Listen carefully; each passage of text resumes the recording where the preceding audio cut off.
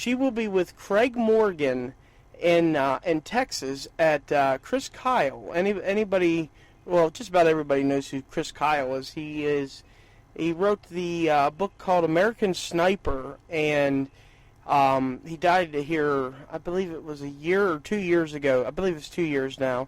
And he was shot in the back by a service member who has PTSD. So his wife, I believe her name is Tara, I believe is what it is. They are having a birthday party for him this year in his memory, and she's got a song called "Blood in My Boots," which is a tribute to the military, and she'll be down there with Craig Morgan singing that song. So that'll be pretty neat to find out about how all that went. Wow, that's amazing. Good for her. Yeah, that was a tragic end. Tragic end. Yes, it was. So, how was your trip back to the Great North? Oh, it was good.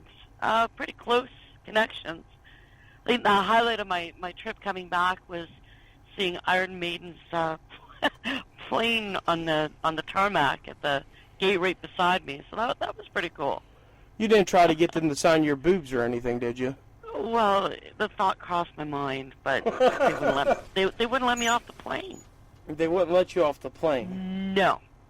Once I was on, I was on. So, but, I mean, that would have been a great story.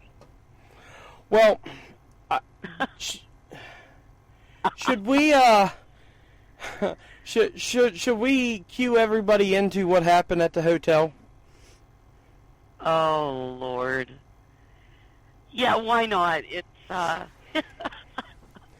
Okay, well, I'll put this story out here so everybody knows exactly what happened and how it happened. And this is all my fault because I'm overprotective.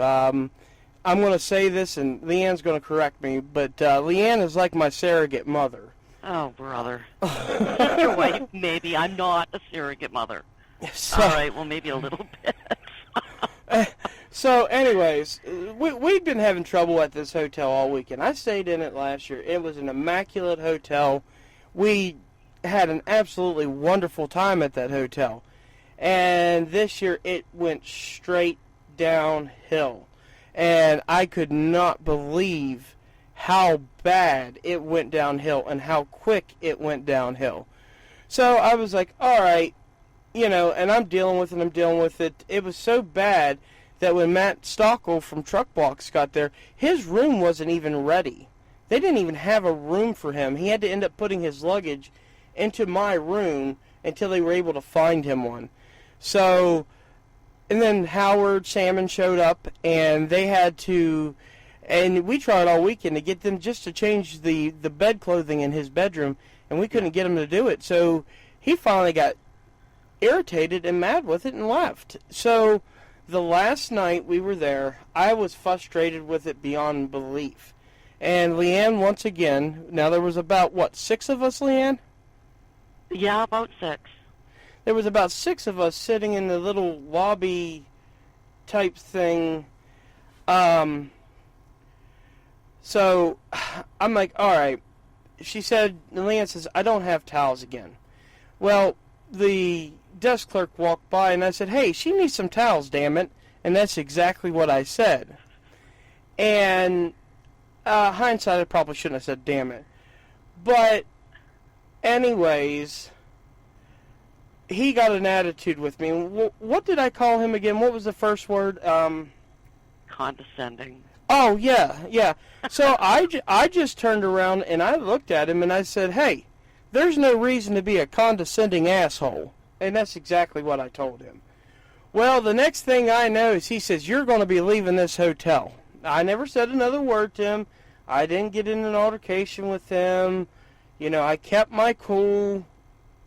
Well, he called the cops. Well, in the meantime, he ended up calling another driver's wife a bitch, which that went over like a ton of bricks.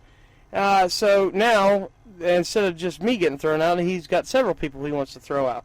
Well, to, kind of speed the story up so it's not a real long, drawn-out story. Like, that never happens with me, right?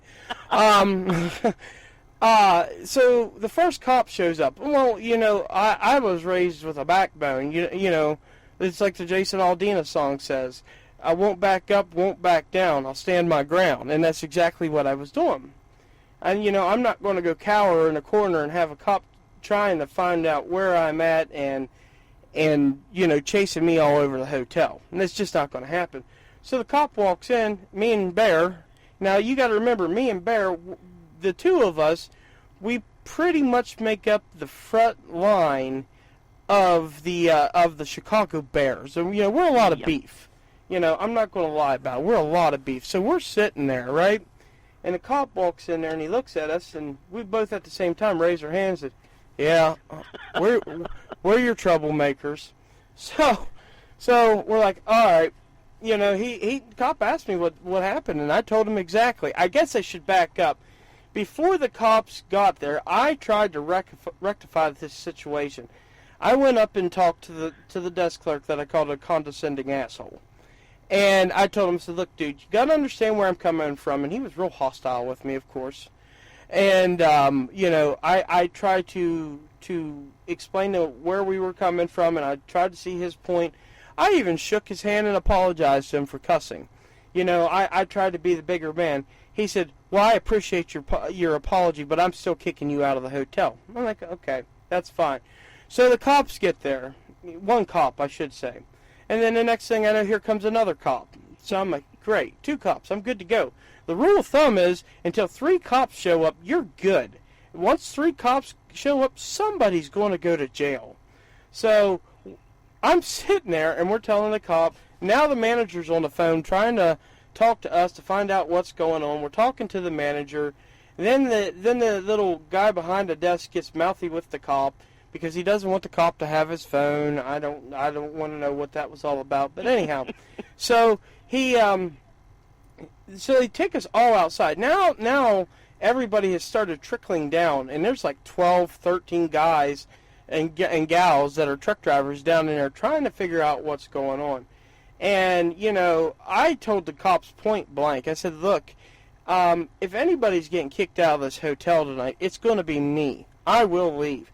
Nobody else here they didn't do anything to be asked to leave this hotel. This is all on me. Don't punish them for my actions. So the long short of it was when the third cop showed up, I was like, oh, great, we're going to jail. So the third cop gets there, and I don't know if he was a lieutenant or you could tell he was in charge. Well, originally, they thought they were called to the hotel for a loose raccoon. So that was a very interesting part of it. So the older cop's in there talking to the desk clerk. We're out there with the 2 younger cops, and I'm trying to convince the cops to taser Bear and, or at least use pepper spray on them. I said, hey, you guys got 3 vehicles here. Come on, take us for some ride-alongs. Let's have some fun. Let's do some stuff. But they were just laughing at us having a good time. So the older cop finally comes out, and you can see he's biting his lip like, man, I don't want to tell these guys this. So automatically I'm thinking, great, I'm getting kicked out of the hotel. My main concern was I didn't want to get everybody kicked out of the hotel. That's not what I wanted. So needless to say, nobody got kicked out of the hotel, but the cop comes back out, and he looks at us, and he points to me and he says, you, because apparently I'm the ringleader. And the best thing that was said the whole time is when the cop asked, why am I the spokesman? And Bear speaks up. I think it was Bear who spoke up and said, because he doesn't shut up long enough to let anybody else talk. He did say that. Yeah. So I'm like, all right. So the cop's like, okay, here's the problem. He said, the desk clerk thought you guys have been here since Wednesday, that, you guys had a better rapport than this. And when you said what you said to him, you hurt his feelings. Now, let me explain something. Have you ever witnessed a train wreck on TV? If you ever have, you'll know exactly what I'm talking about. You can't take your eyes off of it. You know it's coming. You know there's nothing you can do about it. and you know that there's no stopping it. And every driver there knew me. They turned and looked at me, and you could hear them gasp for breath because they knew it was coming, and they knew there was no stopping it. So sure enough, I look at the cops dead in the face, and I couldn't stop myself. I just looked at him and said, "Are we dating?" Yeah, the cop behind us, Officer Allen was his name. He looked at me and he goes, he's being serious. I said, "I know he's being serious, and I'm being serious. I'm sorry I hurt his feelings. It's not like we're dating or something." So, anyways, the cop looks at us and he's like, "You guys go to Denny's. It's right down the street. Get you some dessert, get you some food, get you whatever, and then by the time you get back, he should be gone." Well, we went down to Denny's, which as soon as we walked in, there was a large group of us. The first words out of somebody's mouth was, "Somebody call the cops." And I couldn't help myself. I just looked at him and said, "They just left the Super 8 motel." Leanne, I thought she was going to fall on the floor laughing. And everybody turned around and looked at the waiter and said, "No, he's serious. They just left the Super 8. They were there for us." So we eat. We have a good time. Oh, wait. You have to tell them, though. They put us in a back room away from everybody. Yeah. Well, I made sure to tell them, you don't want to put us around people because you never know what's going to happen. And, of course, I had a lot of fun with the waitress, and she was a blast. She was a very good waitress. She was awesome, yeah. So we get back to the hotel, and the desk clerk is still there. As we're walking in, he's walking out. Without missing a beat, me and Bear stop on the opposite sides of the sidewalk there, and we turn our backs. And so we didn't plan it or nothing, but we both turned our backs to him until he walked by because we didn't want any problems with him. So that was the end of the night. So I get up in the morning to give you an idea of what kind of hotel this ended up being. Like I said, it wasn't like this last year. So we ended up like, okay, got my stuff packed in the morning, and as I'm checking out and walking out the door, 3 cops come back into the hotel. As the cops come back in, I put my hands up and go, "I didn't do it this time. I haven't talked to nobody." And that's exactly what I said. And they started laughing, and they pointed at me, and they said, "You must be West Virginia." And I was like, "Oh." So now, apparently, I was the talk of the precinct at the sheriff's office there in Louisville, Kentucky. So yeah, it was very, very eventful. But really, I think that's the only issue we ran into the whole time we were down there, Leanne. Yes, it is, but it was highly entertaining. And just for the record, I never got any towels. Really? After all that, I never got a towel. Really? Really? Them son of a bitches. Well, you didn't tell me that at the hotel. Why? Well, yeah, it was good. we got past that. No, but yeah, we did. We had a really, really good time. I think we did, at least. We really did. Yeah, it was amazing. And one of the groups down there had a movie night. They hung up a tarp and had a projector outside, and everybody sat outside, and they had a popcorn machine. Well, sat outside and watched movies. They ate popcorn. It was amazing. It was a lot of fun. I'm waiting to go back next year. So.